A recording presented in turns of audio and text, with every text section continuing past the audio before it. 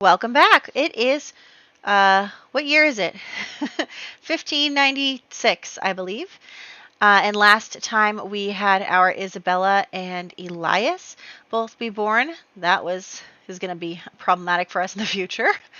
And then Luke made his first trip to Salvadorada, and so he is now officially doing archaeology as a real job. We have Gwen and Magdalena setting off together, Genevieve and Zechariah getting closer, doing all the great stuff. This year we have a few birthdays. So first we have our son Elias becoming an infant. That's 8 or 16. Oh, also we're pregnant again in our main household. So Isabella, our daughter, becoming a toddler, can't get a 7, 14, or 19. We have 3 children, 2, 4, or 6. Nope. Nope. All right. So far, so good. Beatrice Hobart is becoming a teenager. She can't get a 7 or a 13. Close. Is she getting married? No, 1 through 5. Ooh. I think we're inclusive of 5, right? Yeah, 1 through 5 is not marrying. Oh, my goodness. Okay, and then Mary Whitehead and the twins are both becoming young adults. They can't get a 3 or an 18. So, oh, wait. Let's say that's one of the twins. And the other twin. Because Mary, I believe, is a vampire, right? Yeah, she's a vampire. So she has different roles. Young adult, she can't get a 3. That's her role there, and she did not. And we need to find someone to marry her to, actually. She's got a few options. I'll just pick someone random on here. And then, we know that Genevieve is supposed to marry Zechariah. And then we have Magdalena, who ended up like a full 10 years older than Gwen after the whole thing with the dying. She has to get at least a 7. Whew, okay. The game wants these two to be happy. I want them to be happy too. Okay, 1596. Okay, we have we have 3 young adult birthdays. Let's roll for those. No 3 or 18. Safe. Ooh, number 2 died. Okay. So number 2 is Arabella Stroud. And then we have 1 adult, so you need to get at least a 7, which you did. And then I guess we could do a roll for Huey since he's at his adult part 2, but that's just too much work for me to keep looking at. So I will update that. And let's hop into the game. Alrighty, so here we are in our household, and Luke is just going to talk to Sophronia because she is pretty heavily pregnant. She's in her 2nd trimester, and also their baby's birthday is coming up. So he is going to take one more trip to Salvadorada before the baby is born and before Isabella's birthday. So that is what he is trying to do right now to go out and come back before all that happens. So we do have a couple things left that we need to do for his aspiration, including survey for a dig site, which I honestly did not figure out what that meant at first. I thought it was like about excavating and you like click on the dig site, but that was not true. It doesn't really matter. So anyway, we're just going to kind of spend time in this one section today. So like we already went to the temple. So we're just going to go to this one section and hang out here. And it's the place with like the plane crash. I don't even know if planes are a thing yet. But we're just going to pretend that it's whatever. And then... yeah, so we need to survey for dig pile, and then after we do that, which takes 2 seconds, then we need to do 3 excavation sites. And we need to... I'm trying to remember what the next thing was. Hold on, let's see when it comes up. But yeah, so he's just trying to like make a quick trip before all of those big life event stuff are happening. So that's important to him. Yeah, okay, so we already have level 7 of the archaeology skill. And then yeah, we'll need to collect enough stuff so that we can go home and make sure we have 5 excellent quality artifacts. So we are going to excavate these 3 sites, take stuff out of this treasure chest, and then just continue to excavate for the rest of the 24 hours, which actually is really funny because he keeps getting attacked by spiders and bees and like lightning bugs and all that stuff. So it's just kind of funny to me that he cannot have any peace. So um, there's that. And then I also figured out some cheats for the Soul's Journey. So because I was thinking, like, I wanted Constance to do the rebirth thing, but also Constance, like, I didn't have time to do all the stuff with her. So we will be doing rebirth with her later because I found a cheat for that. You can just Google it if you need to find it. It's just like a, set stat moving on Soul's Journey. So anyway, yeah. So he's gonna get home so that he can have his daughter's birthday party and see what happens with their next baby, which I'm really excited about. Um, it's just good. Things are actually like going pretty well with him and Sophronia, and of course the other shoe will be dropping. But things are going well for now for them. He's able to come and do this, but also she gets what she wants. He's going to be back for the important events. So, and also by the time we get home, we are level 10 archaeology. So that is really good because now people will start sending him items to authenticate, and therefore he won't need to make as many trips to Salvadorada. Of course, we're not going to stop making trips here, but for right now, like, it's just one of those things where he can come home, and he comes home and he sees his wife, and he immediately wants to see her and kiss her and, see their child and woohoo with her and like all this stuff. And so, um, he's really excited because people are starting to recognize his name and he's becoming a big name in the archaeology scene, and therefore people are sending him stuff, and they're getting closer to that goal that they talked about with Constance, where he can, be home more and still be doing research but not actually be on site. So that is something that'll be helpful for him. He got to level 10 really quickly, actually. And then we are going to have our birthday cake. So we are going to have a birthday party for everyone, and we're going to invite our whole family, the Venians, the Larkins. And then we'll see where that goes. So let's invite everybody over. And then we'll just hire some people for the other roles. We're going to have it here in our house. And we'll have our baby blow out the candles. Little Isabella. She is so cute. Our oldest child. We usually have an oldest girl. Isn't that really interesting? But yeah, so I'm really excited. We'll see if we have a boy or a girl next. But for right now, we just have our little toddler. But also, we're at the birthday party, right? And honestly, Luke keeps running off to his office, which I think is so like him. Like, I didn't even think of it, but like, I was like, okay, well, fine. You want to be over there? You can authenticate some artifacts. But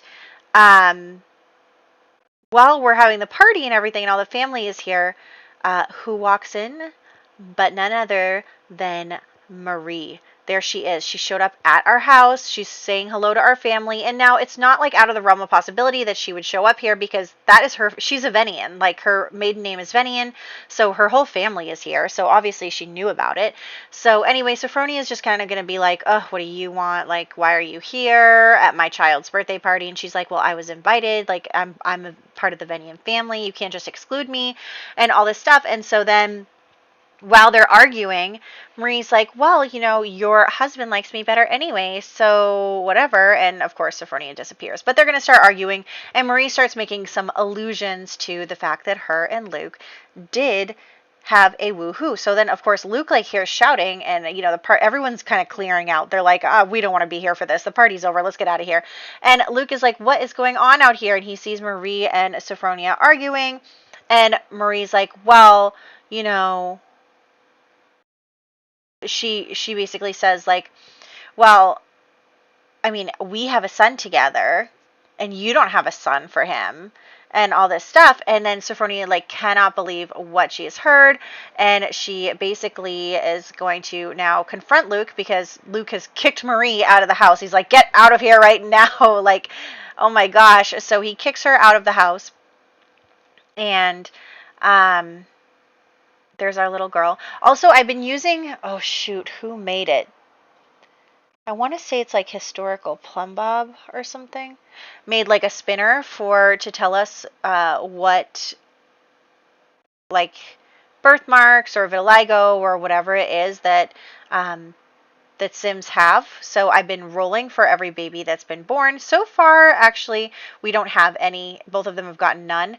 But oh my gosh, Marie came back. Okay, so Marie came back. Marie was like not leaving. She's like, no, I'm not leaving. And I'm going to have them actually flirt in front of her. Not because I think that he would flirt in front of her, but because I think that I want the Sim her to know that they're flirty with each other. So,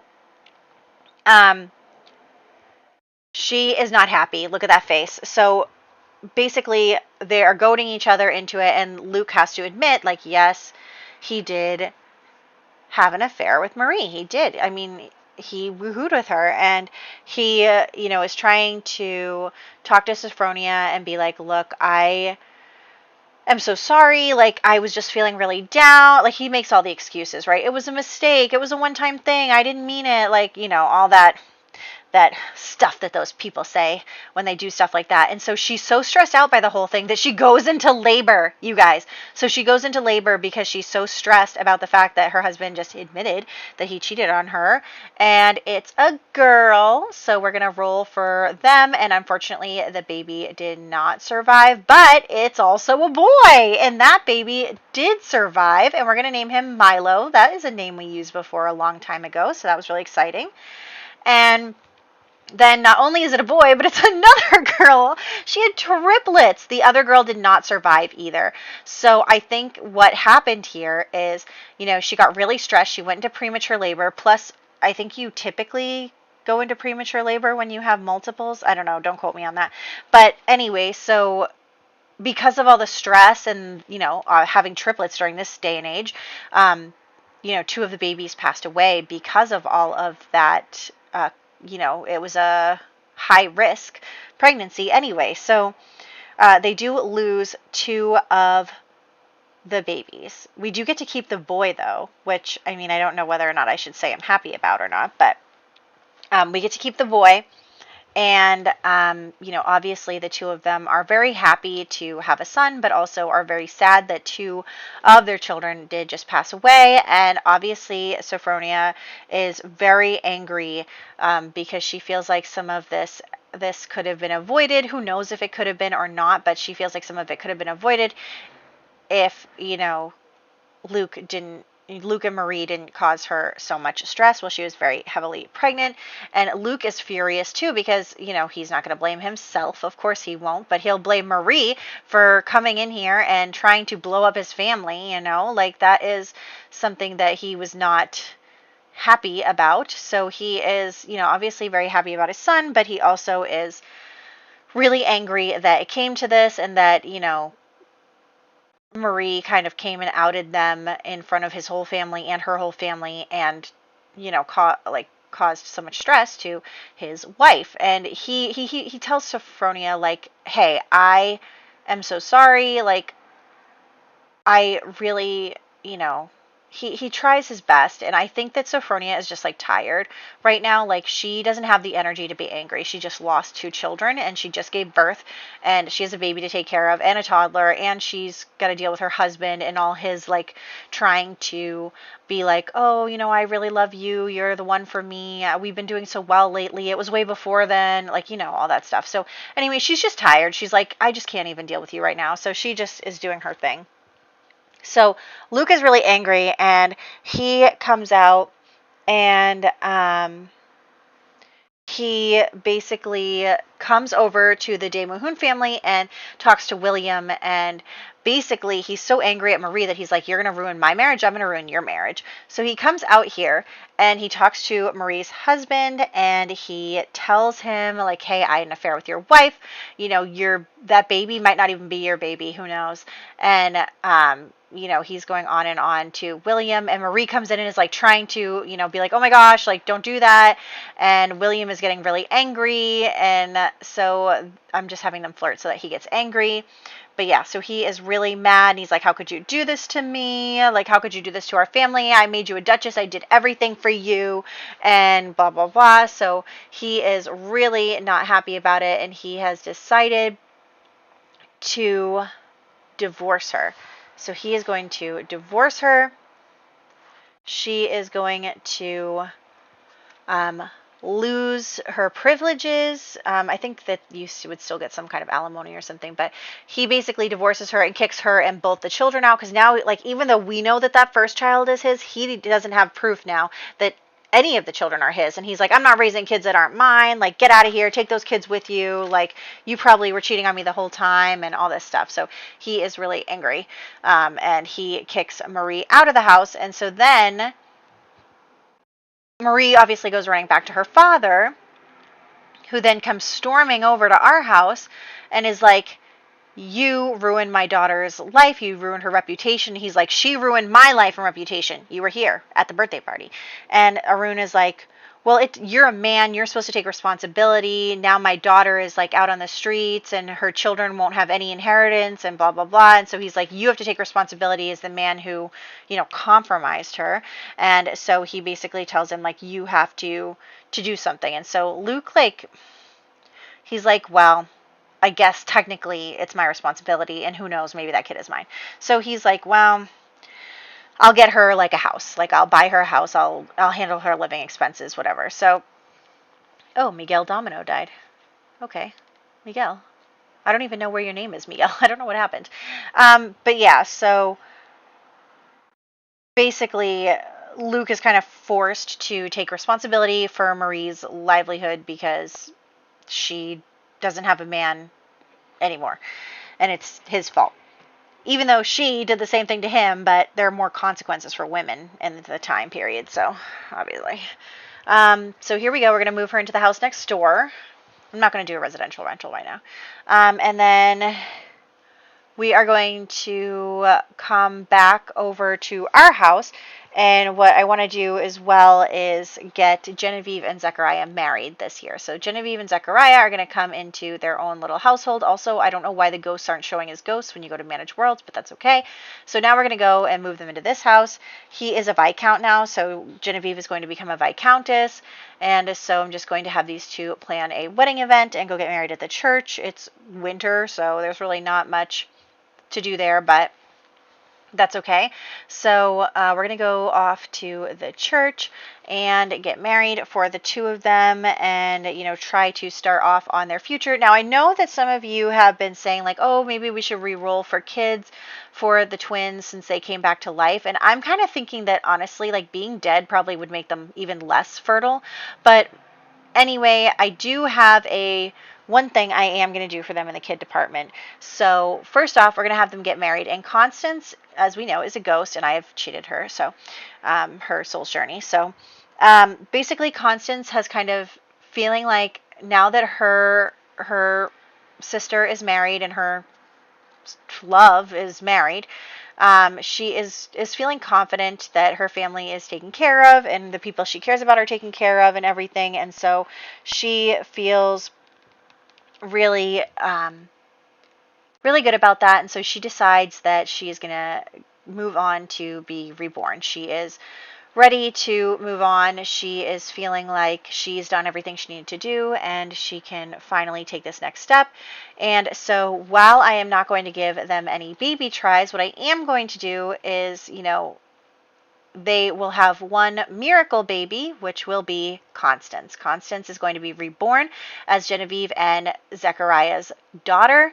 And then I did roll for her, and she does roll to have a birthmark on her face. But yes, so she is now going to be their daughter, and she is going to be reborn into a loving family, and they will take good care of her. And, hopefully this time she'll be able to live her life happily ever after instead of dying at such a young age. So I'm hoping that things go well for her this time. So no, Genevieve does not have any more baby tries. However, what we do have for her is a miracle baby given as a gift to her by, the powers that be that Constance has decided to reincarnate into their child. So that is really good. I'm really excited for them on that one. And then also, like I said before, we need to get Mary Whitehead and Tobias Stroud married. So I think it's good because Mary is the like only vampire in our game right now, and I think it would be good for her to marry back into the Stroud family because they are like the OG vampire family. So I think that bringing vampires back into the Stroud family is really good for us. So hopefully, maybe she'll have a vampire kid, and the vampire kid will kind of start to repopulate the Stroud family in a way. So we'll see where we go with that. And then we're going to do our birthdays after that, I believe. Yeah, I think that's everything. So for birthdays this year, we have so many, so many birthdays this year. We have Elias de Mohun becoming an infant, Isabella Larkin becoming a toddler, Joya Waldrick becoming a child, Anais Hobard becoming a child, Ismay Hobard becoming a child, Beatrice Hobard becoming a teenager, Mary Whitehead becoming a young adult, Genevieve Larkin becoming a young adult, Gwendolyn Larkin becoming a young adult, Arabella Stroud passing away, Tobias Stroud becoming a young adult, Bertram Waldrick becoming a young adult, Milo Larkin becoming an infant, Miguel Domino passing away, and Constance Venian being an infant. So very exciting stuff. Lots of birthday things, lots of other stuff that's going on. We are going to try and woohoo a bit, and they did woohoo, so I was like, we should have her take a pregnancy test, even though that's not really a thing, but I have to know. So, we also got Mary pregnant, but yeah, so we actually are pregnant again, and I don't know how good that is for Sophronia's health, but yeah, we're pregnant again. We're moving forward. I'm very excited for them. I'm really, really happy that they are all doing well, and health wise, unfortunately.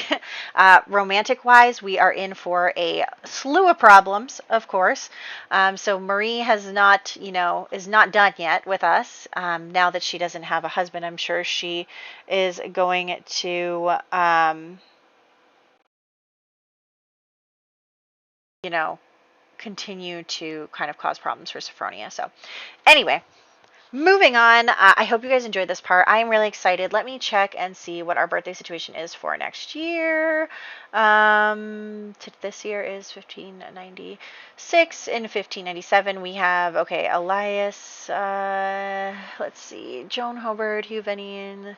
Okay, not a lot of people that are, actually directly related to us. So, I mean, I guess Elias is technically our child, but anyway, we don't really know that for sure. I mean, we know that, but he doesn't know that. So, anyway, hope you guys liked it, and I'll catch you in the next one.